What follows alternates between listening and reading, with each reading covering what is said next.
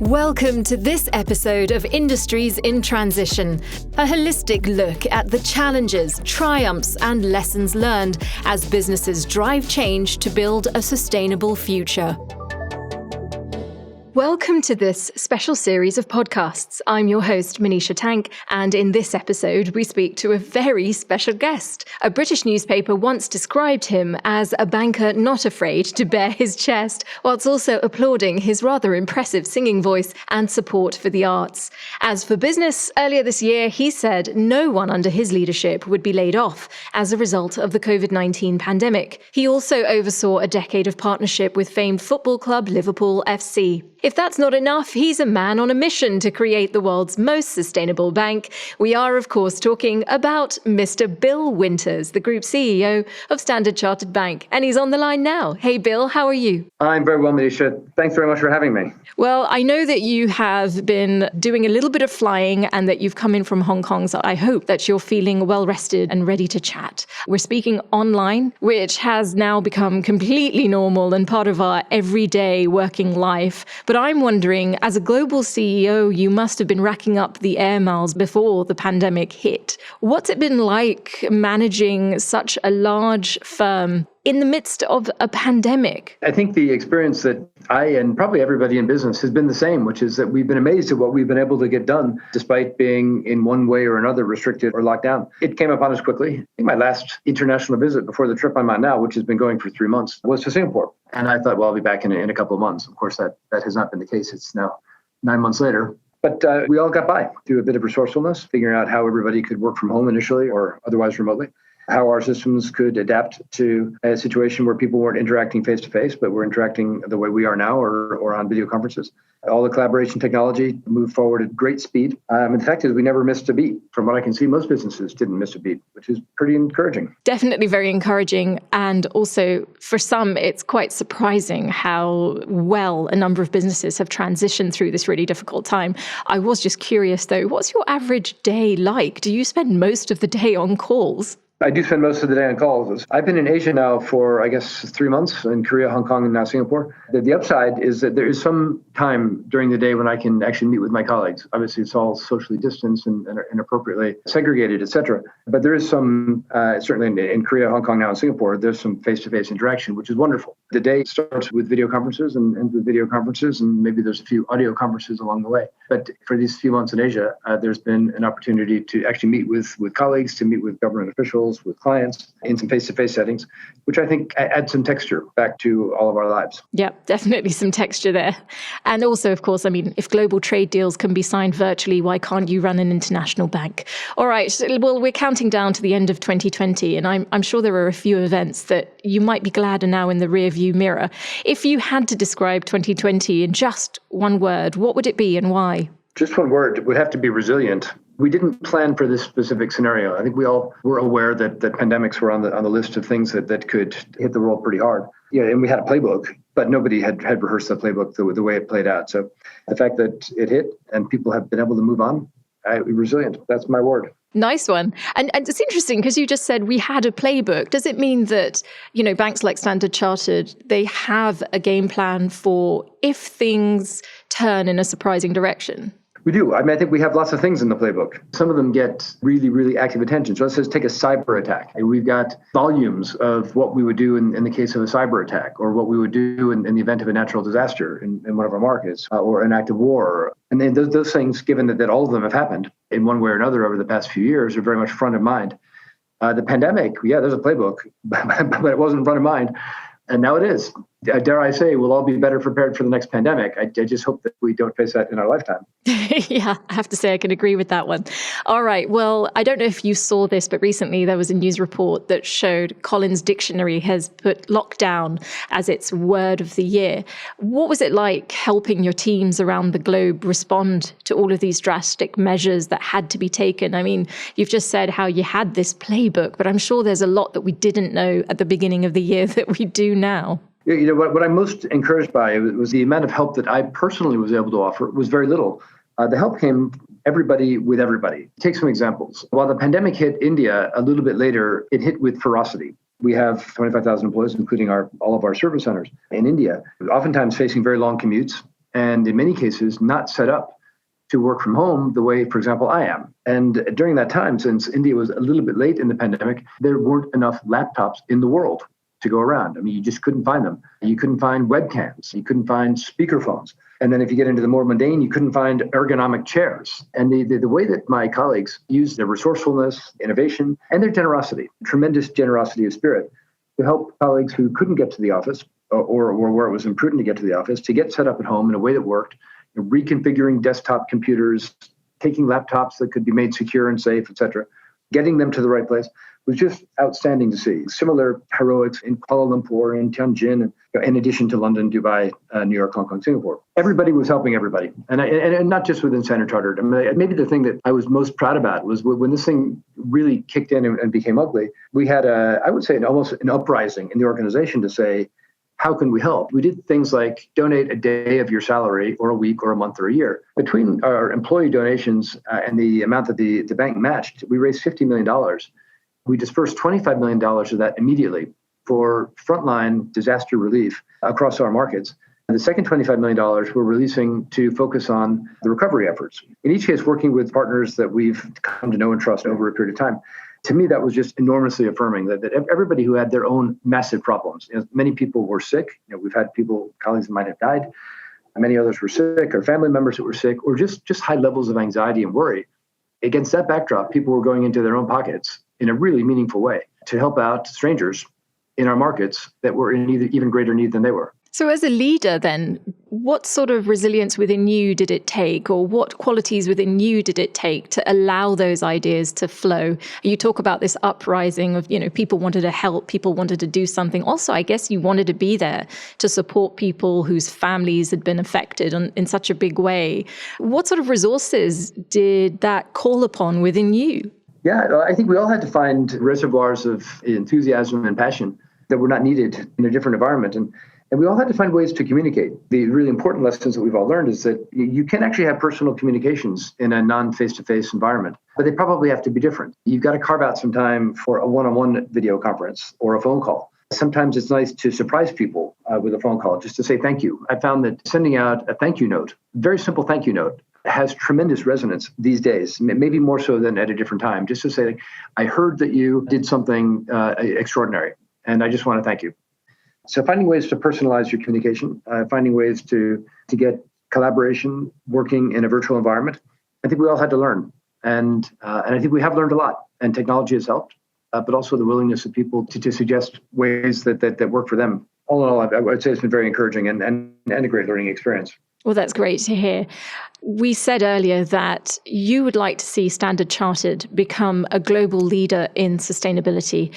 I was curious to know what or who has been your biggest inspiration in that goal, and how this COVID pandemic has accelerated the transition. Probably the biggest motivator for me is the fact that I have children. Whatever years I've got left in life, hopefully it's many, but the worst of the climate change effect probably won't happen in my lifetime. It almost certainly will happen in my children's lifetime. Of course, it's not just my children. It's the other 5 billion children around the world who deserve the same opportunities that I had. Absolutely. You and me both, Bill. I too have kids, and lots of people listening will, I'm sure, have the same thoughts and sentiments.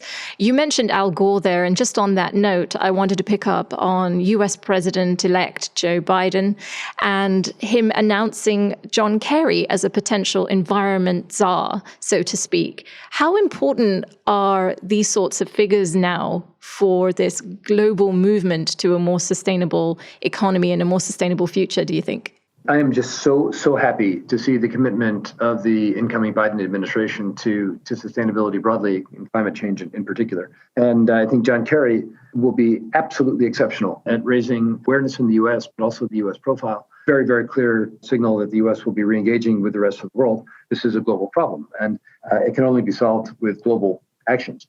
A lot of what we've been doing at Standard Chartered has been focused on ways to connect the globe to solve this climate problem, whether that's bringing Western capital into African markets to fund the enormous financing gap around sustainable financing requirements, or whether it's some of the work that I've done leading a task force to build a really big, strong, and robust market for carbon offsets. These are all necessary steps, and they're all global. Without global coordination, it won't work. And I think what Biden has set the tone throughout his whole campaign. He's taking concrete action with the appointment of John Kerry. John Kerry is an exceptional leader, exceptionally well qualified to lead this, extraordinarily energetic. So I just couldn't be happier with the direction of travel right now. Oh, great to hear. It's so encouraging. Let's talk then and drill down a little bit further on Standard Chartered's ambitions, particularly when it comes to sustainable finance. You just mentioned it briefly there.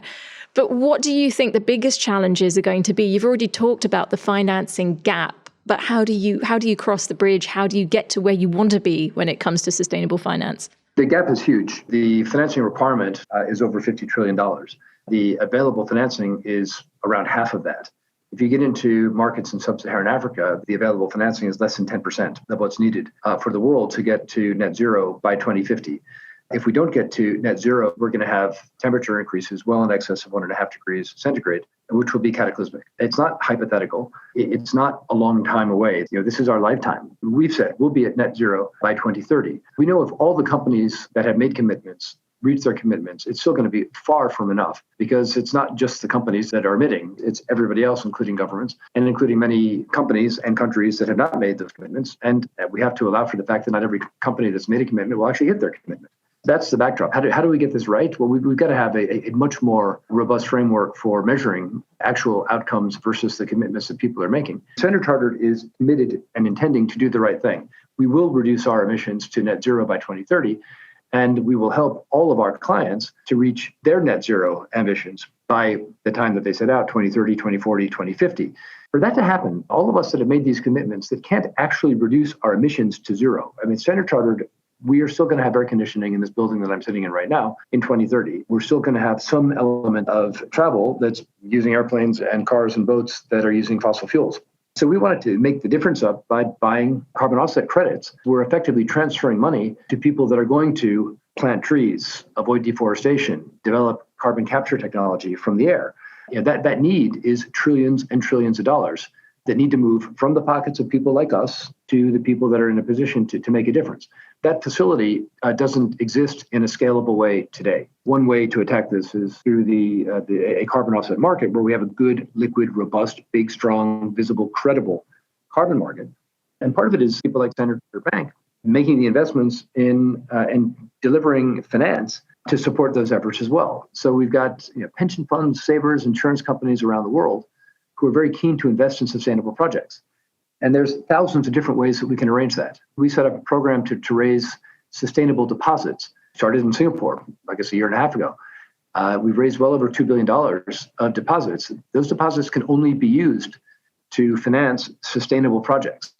Sustainability, I think we're trying to take a broad view. On that note, I wanted to ask, there must be clients out there who do want to do good, who have the resources to do it, but they need to start somewhere. Do you often get approached by clients who say, okay, I've got the resources, I want to do the right thing, now steer me in the right direction? Does that happen? Early in the pandemic, we set up a $1 billion financing fund. And we said, we're going to make $1 billion of loans at cost that will be available for those of you that need to re-kit your factories or whatever to fight the pandemic, whether it's producing PPE or medical diagnostic equipment or frontline health services. We've now committed all of that capital, and most of it's been dispersed. But having put the shingle out that we've set up this facility, we got hundreds of incoming calls from clients saying, how can you help us? And we've been able to work with clients very closely during that period to get them completely geared up. On the environmental side, we made a few proclamations early on. We said that we would finance no more coal-fired power plants. We made that declaration 3 years ago. We have clients and others coming to us all the time to say, what are the resources available to us to help us affect our own transition? And we made another policy declaration last year when we said that we will finance no companies that are dependent on coal-fired power for more than 10% of their income. And we said, look, over 10 years, we will work with you. We've got $40 billion of financing set aside to help you affect your own transition.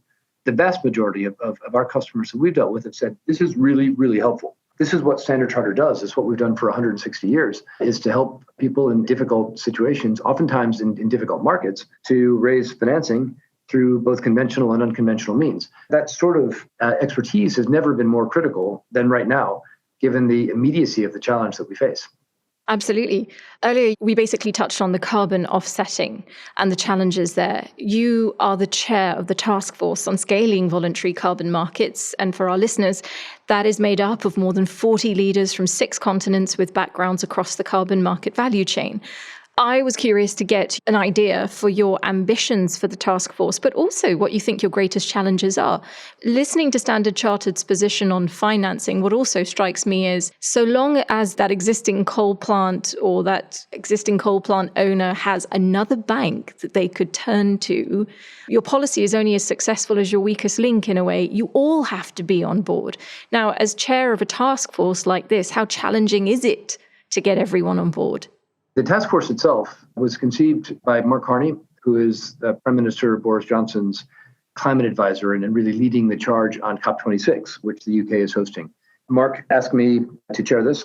We pulled together an outstanding group of leaders. We've got 50 companies from, as you said, from across the value chain. So people who are heavy emitters who have made commitments to get to net zero or something like that one way or another. People who are in a position to offset the carbon emissions of others, for-profit and also NGOs who are reforesting, planting trees, developing direct air capture technologies and the like. And then the intermediaries along the way. So the brokers, the facilitators who are helping get the money from the people who are prepared to invest in affecting climate improvements into the hands of the people that actually have the technology. Yeah, today you can go buy carbon credits, but the total of transactions that was done last year was just a tiny fraction of what we'll need to do. The task force did an enormous amount of work. We released a consultation document 2 weeks ago that sets out the basic principles around this market.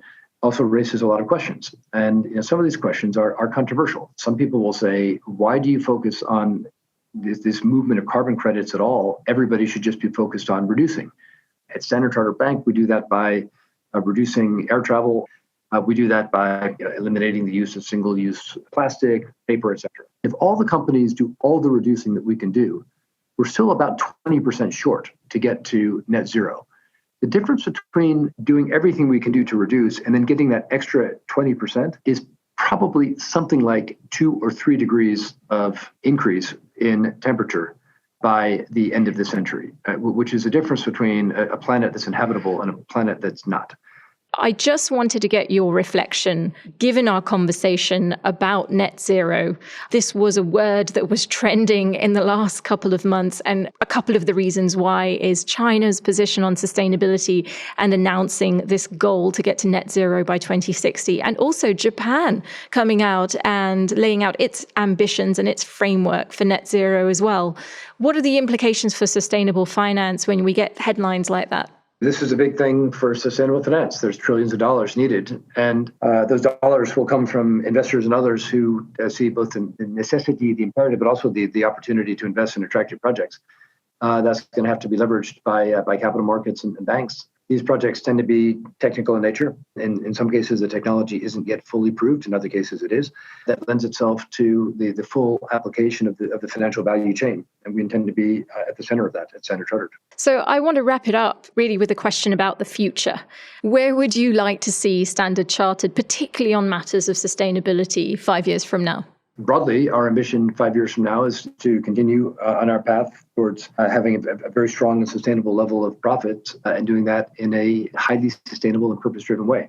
In terms of sustainability, I think over the next 5 years, we will either break the back of this problem or we won't.